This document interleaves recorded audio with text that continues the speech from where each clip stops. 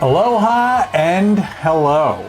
Welcome to Holy Matrimony. I'm James Fenimore. That's at James Fenimore _. And I'm Trisha Fenimore at Trisha Fenimore. You can find the show at Holy Matrimony __. And you can reach us via email with all your questions and stories at holymatrimonypod@gmail.com.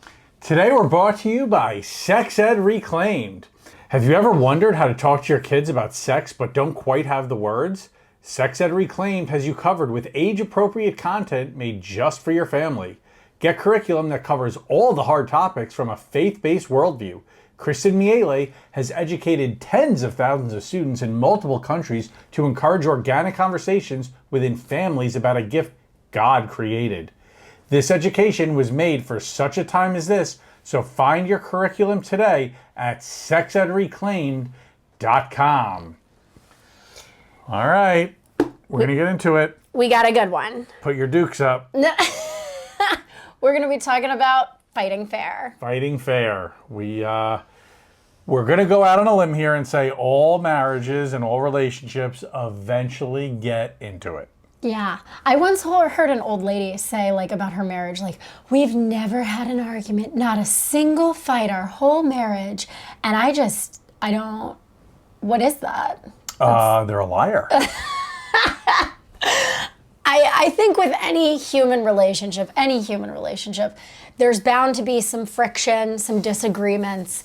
I think what we want to do is help people to engage in those disagreements more respectfully, more healthily, come out on the other side stronger and better rather than fractured and divided. Well, look, it's human nature to have some sort of a conflict and listen, building up resentment sometimes happens if you don't let it out. Yes. Letting it out healthy and getting it out there in a healthy manner, and also having a partner that's willing to accept it when maybe you're not at your best and help you get through that with grace and respect, and maybe, giving you a little benefit of the doubt when you're, maybe hungry. Carrying snacks is tip number one for husbands. Just carry snacks. No. Or tired, cranky, like before bed. Sometimes I get a little cranky. I think preventing arguments is step one in fighting fair. Can we prevent arguments by taking care of ourselves and making sure we don't get to that depleted state where, if I'm crunching on something or I leaving dishes in the sink or whatever, it's like the little things don't become big things because we're kind of more...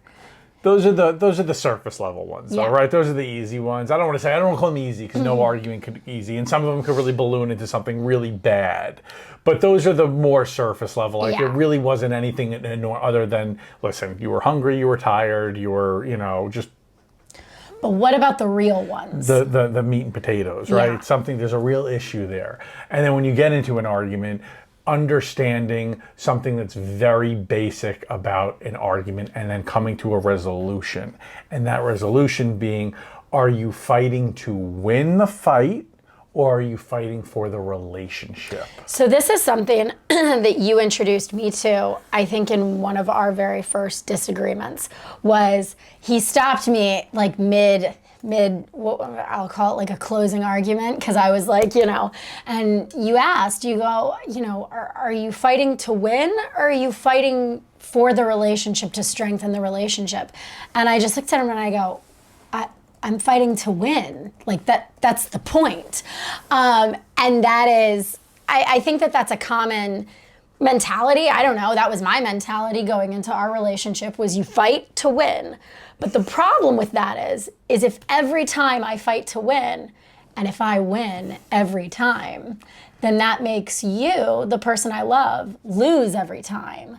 And what does that do to our dynamic? And when he asked me that question, it was really a light bulb moment for me, where winning is not the point of an argument.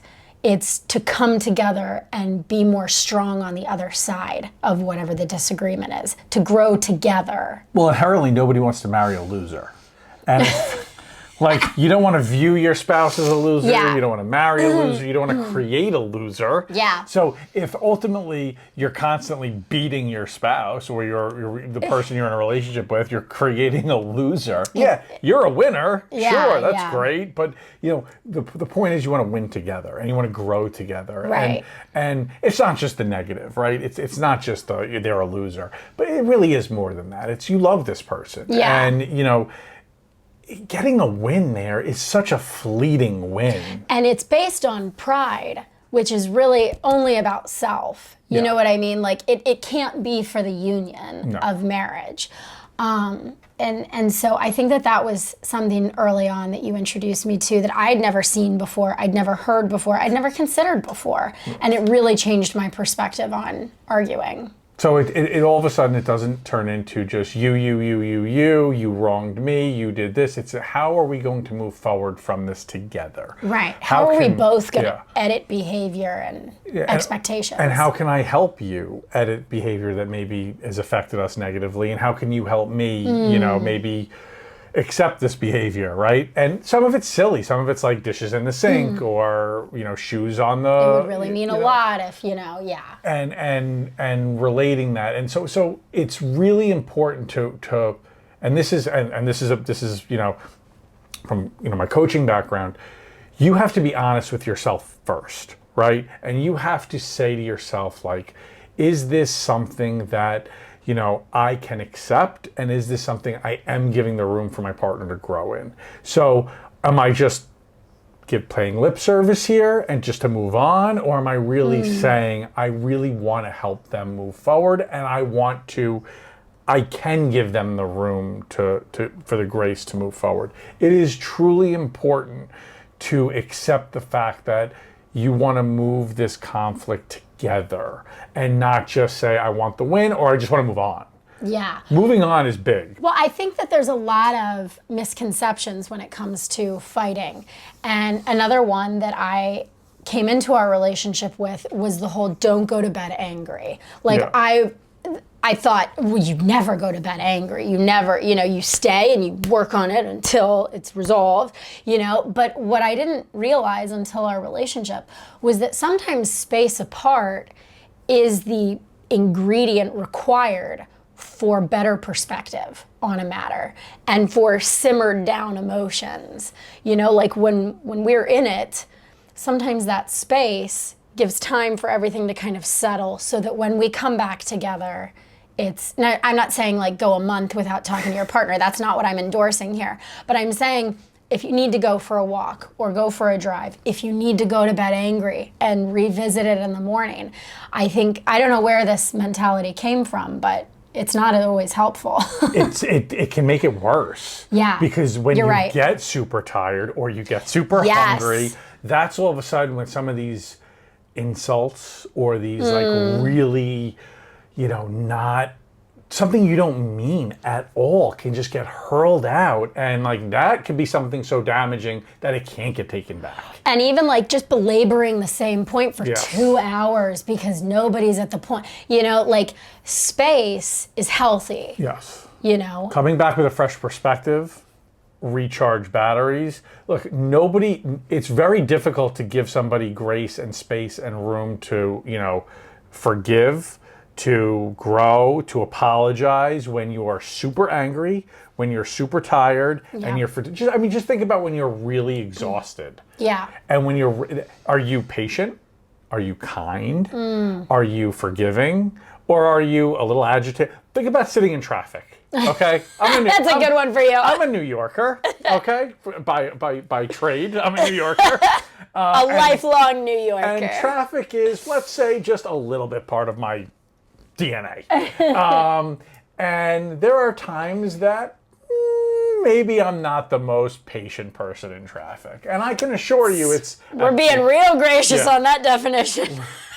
when I'm tired or I'm hungry or I'm late and I'm frantic. You're never late, but if you are late, it's because I've made you late. Yes. And believe me, we're probably going through some of these steps at that point in time. No, it's really like, okay, now I'm in, so that there's no patience, because I'm tired or I'm frustrated. But if there's a time I'm in traffic and I'm able to accept it and I'm fine, I'm like, okay, I'm gonna take some breaths and I'm gonna be okay with this. It's always because I'm well fed, I'm not exhausted. So Everything is worse when our basic needs are depleted. correct. And so That's just biological. yeah. Yeah. So you want to make sure those are met.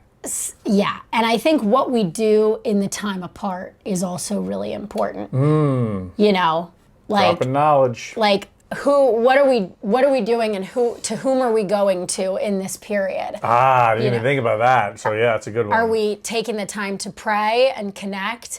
Are we taking the time to breathe? You know, like, I don't know. What else? And then who are you talking to? Are you Yeah. calling friends? Are you calling coworkers? Are you reaching out to that person that goes, oh yeah, she's a nutcase. You're so right. You dealing with this again? Yeah. That is probably not the best person to reach out to. Right. Like, in the space apart, are we dedicating that space to coming back together in a better way? Or are we using that space to kind of amp up and fuel up for the next round of fighting, you know, like a boxing match? But I think that this is an important one that a lot of people, you know, I never really realized it until we got into a disagreement and I called a girlfriend of mine. And I was hoping for, like, you know, yeah, you know, you and forget him and you're this and you're so right and you're this. And instead what I got was, are you out of your mind? Like, you have such a great guy and you guys have the best marriage and you are so lucky, and I was so annoyed, but I was also so grateful. Like, in the moment, my flesh was really annoyed because I wanted to be told I was right. But after the fact, I was so grateful that I had a friend who brought that perspective back. Yeah. You know? It's expensive. I got to send a lot of flowers, a lot of gifts, you know, no. But choosing your allies. Choosing your allies is crucial. You want to, and this is good advice for all walks of life, right? You know, if you're talking about people that want to encourage you to go to the gym instead of going to get a cheeseburger, choosing you to, you know, be powerful in your faith instead of, you know, doing maybe some other not so great things. You know, these are the people you want in your life. They're going to make you a better person. But when it comes to your marriage and when you go to talk, it is so easy to find those people that are just, I mean, look, we it's on TV all the time, right? Like movies, four guys on the golf course complaining about their wives, or you know, four women at the hair salon talking about their husbands. You know, I mean, there was this whole show on in the '90s called Married with Children. Like, yeah, it was hilarious, but does anybody want that life? Of course not. You don't want that life. So choosing your allies is crucial. And then when you go to them with this argument, you don't want somebody that's making the argument worse. You want them to help you through it and not help you gain the win, help you grow the relationship. Help you fortify the marriage, the union. Yes. So help you maybe put your glasses back on and say, look, I totally understand why you're frustrated. We've all been there. We've all been through that. And I hope when I'm in this situation, you give me the same advice. You have a great marriage. You have a wonderful husband or wife. Take a beat, take a breath, go back in there and apologize. And hopefully they're ready to apologize also. And you can now start to work towards it together because you're a great couple and you know you have a great union. And that is so valuable. And if you have a friend like that, hold on to them. Worth their weight in gold, or whatever's more valuable than gold, truly. Yeah, and men, send them the flowers and do what you got to do, because I'm telling you, they're going to bail you out more often than not. So, all right, we've taken the space apart. Yes. We've gone to the right allies. Correct. We're coming back together to revisit the disagreement. Yes. Now what? So there is a very big difference between saying sorry and being sorry. Okay. And there's also a very difference between saying I forgive you and actually forgiving you. Yeah. So and I think they're pretty interchangeable in this instance. It's basically being authentic versus just trying. It goes back to the beginning, right? Do you want to just end the fight and move on, or do you want to be authentic here and grow the relationship? I mean, that's the common theme here, right? Yeah. Do you want to grow together and fortify the marriage? Yeah. Yeah, I think that saying sorry is so easy. Yeah. Demonstrating sorry Yeah. and actually behaving as though you actually were sorry and changing behavior. With our kids, with our boys, yes, it's important to say sorry, but we always say the best apology is changed behavior. Like don't swat him again. That's a great. Hopefully that's not pertinent to anybody's marriage. Like hopefully that's not. And if so, that's a whole other thing. But really, I think the changed behavior, which I don't know about you guys, but that's where I need divine intervention, is truly like when it comes to changing behavior, that's where my faith really gets exercised. Because it's easy to just say sorry. It's hard next time to behave differently. But fortunately, we have a source where it's made easier. I was going to say, you're giving me a little grace by bringing in our kids here, because let's be honest. That's me you're talking about. You introduced me to this. Yeah. And you were I wasn't going to out anybody. There were a lot of instances where I would say, I'm sorry, and you would say, yeah, and how are you going to fix it? And in a very nice way. I'm joking. And you know what? It really did knock me back a little bit, but it made a lot of sense. Like, you're right. How am I going to fix it? How am I going to show you? And it's not just I can't do it again. Mm-hmm. It's like, because, if it's whatever it is, it's like, well, how are you going to do it? Are you going to pray on it? Are you going to think about it? Or are you going to take what action? So, again, it's funny because like in the coaching world, I know to ask my clients when they tell me they have a goal. Right. I say, okay, great. What action items are you going to do this, and how are you going to hold yourself accountable? Right. But when you turn it around on me, I'm like, what are you talking about? You're like, whoa. Yeah. Don't you coach me.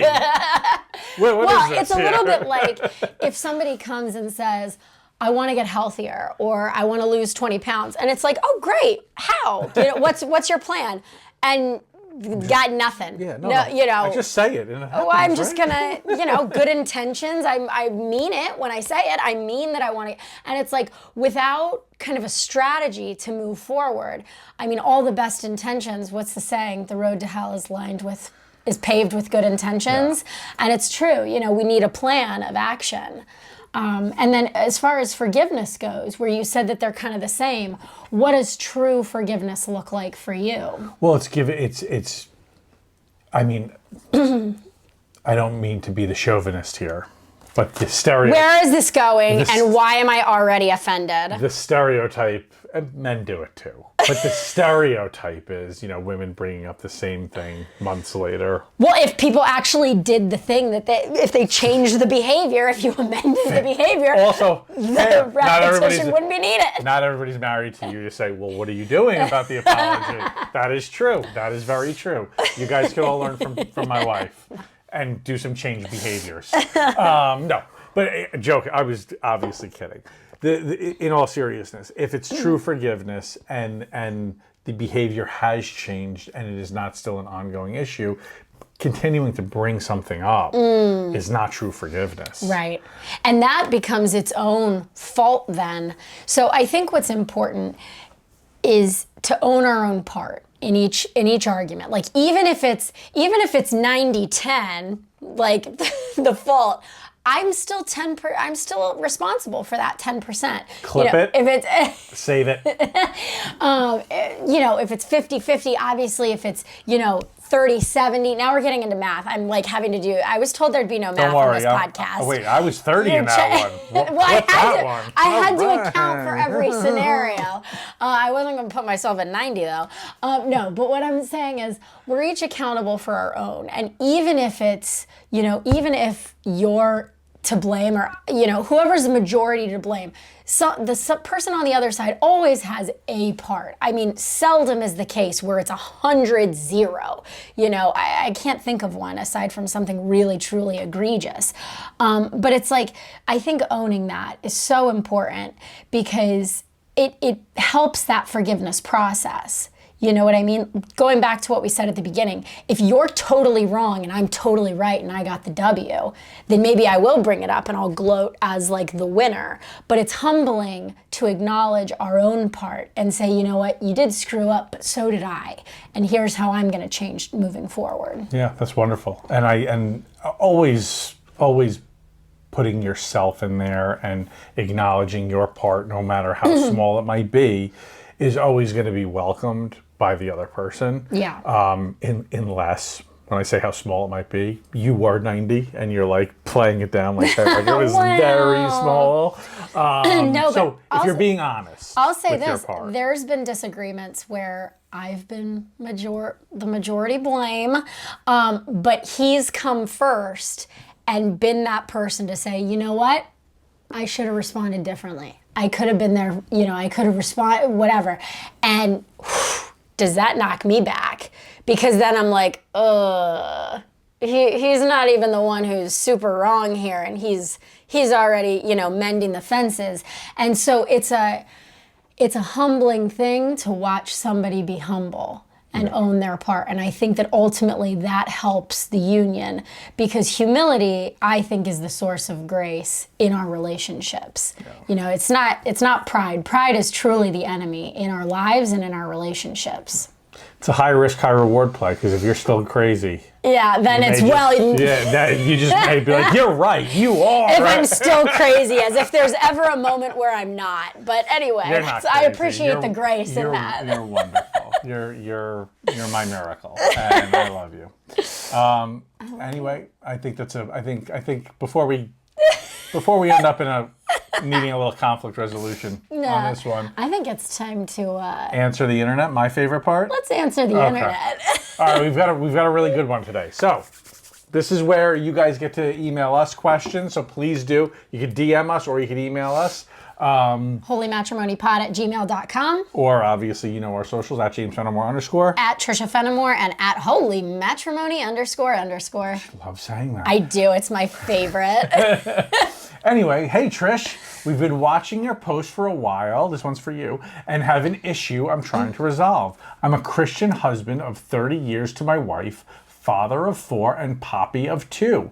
Blessed and grateful for our Lord Jesus Christ for saving me and my family. The bigger issue that I'm having such a hard time with is my wife struggles to build any female relationships socially and is really an extreme introvert. I'm mainly an extrovert. We've had a great marriage and the typical ups and downs. The kids have always been a buffer and all the stuff keeps us busy, but now they're grown. We've heard this a lot, you know, when the kids, empty nest syndrome and all that stuff. They kind of come back together. Yeah. So it's hard to have a healthy relationship when she never gets with friends and I'm only the one she leans on. You know, I'm kind of a man's man. I do guy stuff with my workout buddies, early morning, stuff like that. My question is, how do I help her find meaningful, healthy relationships with other women when she's so much different than most women? I so long for her to have this freedom of expression towards others. Thanks for any advice and God bless. All right. Well, this is sweet. This is really sweet. I mean, he clearly loves his wife, which is always a good one. Always a good way to start. And he just really seems to want her to have friends. Yeah. You know, and I know it's tough after you have, when your life is revolved around raising your kids. I mean, especially, yeah, like as a mom, you know what I mean? Like, and even moms of the past more so, I feel like, because at least now moms talk about it. You know, back then, I'm not sure if moms really talked about the kind of the loneliness where you're so busy with the family that you don't have time to foster those relationships, and the friendships do kind of fall by the wayside.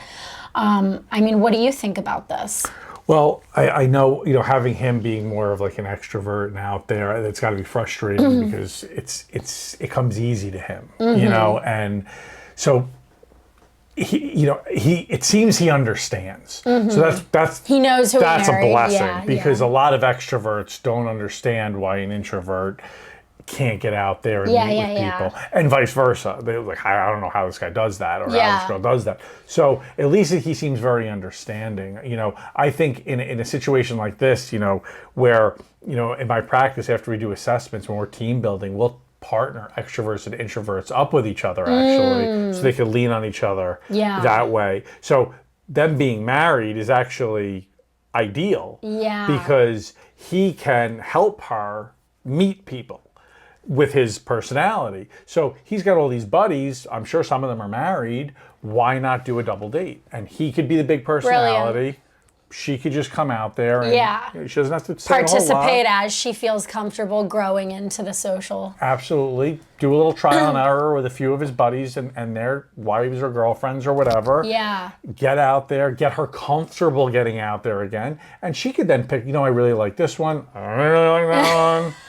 Yeah, oh, she's a little nuts. That happens. Hey, we're not all meant to be friends. We're not all matched, right? We could all love each other, but we don't all have to be friends. Right. So that's a great idea. And this way, he could use his relationships and leverage them to start getting her out there into the world. And maybe even if she becomes friends with none of these people, it'll give her the confidence to start getting back out there practice. and meeting people again. Yeah, and maybe he could encourage her to pursue her own interests, like whether that's painting or gardening. Maybe she could join a local club or something like that.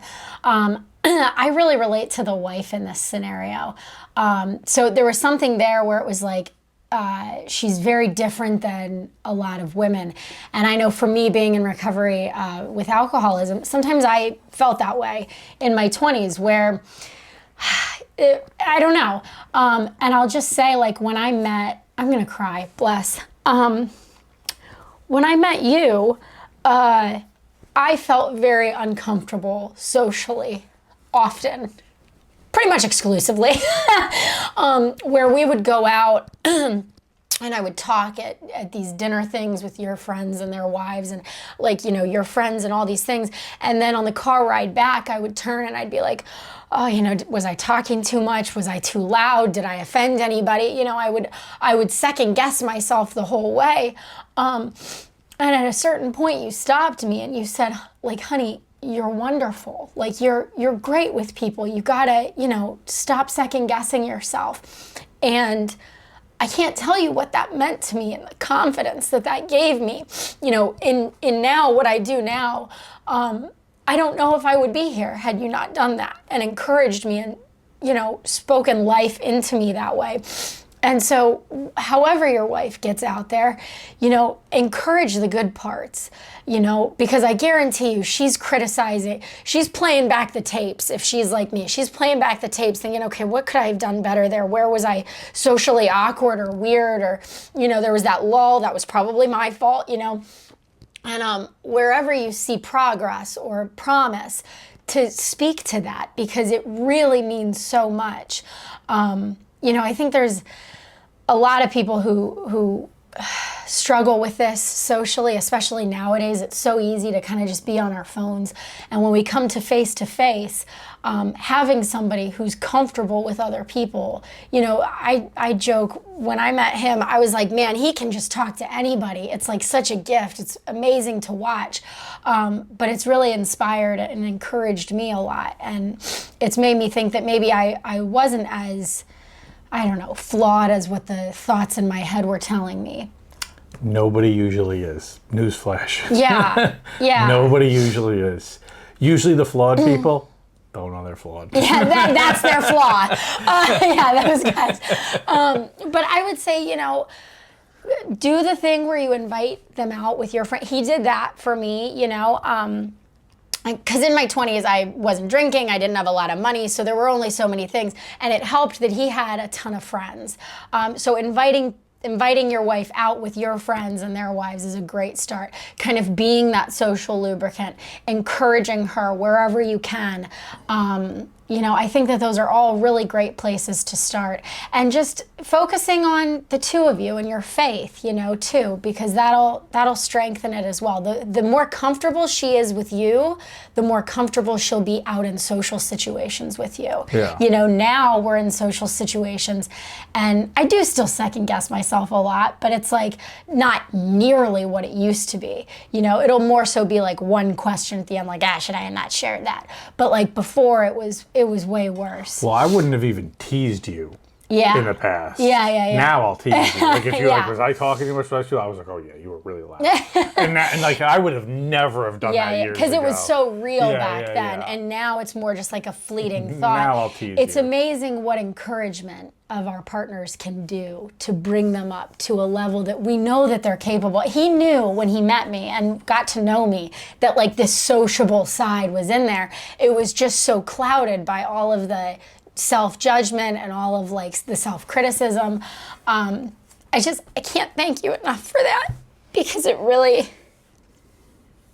blessed me, and what we're seeing here today is I owe a debt of everyone owes a debt of gratitude to that conversation that really changed my life, honestly. No. The people in your life should owe me because they got to experience being friends with you now. So you're welcome. You get this. I get some peace and quiet around the house sometimes. What are you talking about? You're so not even like that. I'm not at all like that. I'm so bored when she's not around. When are you going to be home? I'm not like that at all. Encouragement and stepping in to fill the gap where you can. And at any point, if you guys have common interests too, joining a club like that or doing something that's social in that thing that you can do together and meet people, that would be another amazing thing. Yeah. I think that it's great though that he obviously loves his wife a lot, wants to see her grow into this new chapter of who she's meant to be, who he knows she can be as her partner. It's a beautiful thing. It sounds like you guys have a really beautiful marriage, and you guys will grow even closer in this next chapter, which is exciting. Yeah. Let us know how it goes. We're very excited for you. Anyway. I should have worn waterproof mascara. Yeah. Now I know for the rest of the episode. It's going to be real tear jerkers, guys. Get ready.